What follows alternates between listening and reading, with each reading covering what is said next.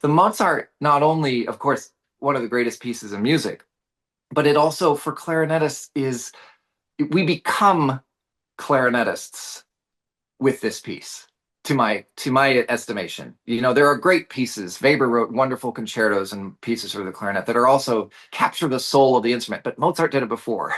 He somehow got a piece and got a sense of the instrument that is so compelling and so already there. It's almost as if, like Athena pops out of Zeus's forehead. It's almost like the Mozart concerto is like, oh, well, that's everything that we need.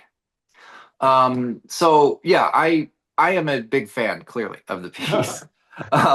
And I also like the fact that there is in this late Mozart, because this is months before he passed away, right? I mean, he was 36, 35, right, when he passed away, which is 35, yeah.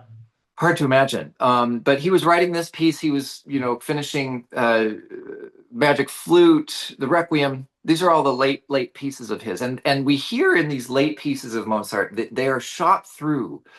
Maybe they're in a major key, like the Mozart Clarinet Concerto is in A major, but almost immediately in the first movement, after you establish for the first paragraph a nice, happy, sunny key of A major, a little cloud of A minor comes in and really kind of disturbs events after that. And so I find that this wonderful kind of late Mozart layering of emotions. We give major, but there's minor involved in it. There's happy, there's sad, there's joyful, there's anxious.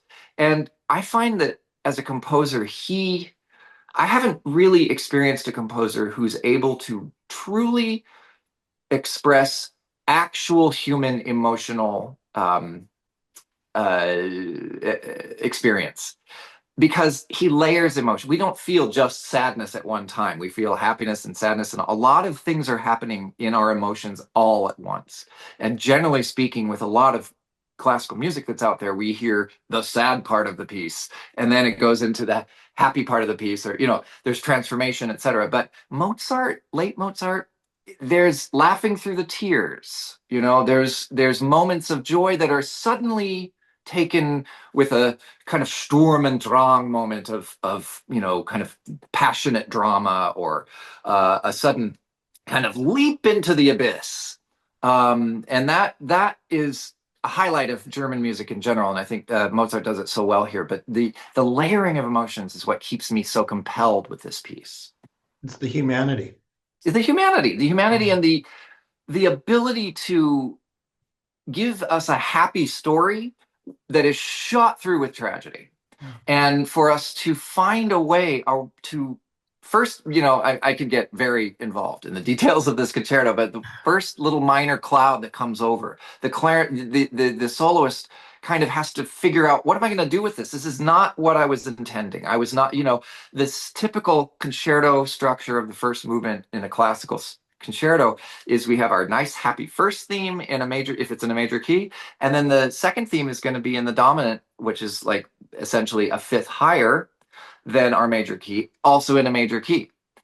But in this case, it seems like what's going to happen is a disaster, that our second theme, because of this little minor cloud, and then our reaction harmonically to that, trying to get away from minor, is that the second theme intimates it's going to come in an E minor instead of E major. And this is a disaster, structurally speaking, and emotionally speaking. So there's a negotiation around happy versus sad. There's anxious versus calm, etc. That's going on pretty much from the very beginning of the piece.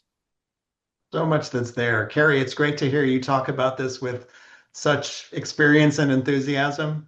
We can't wait to see you next month and hear you, and it'll be great to continue the conversation musically and verbally. I So can't wait.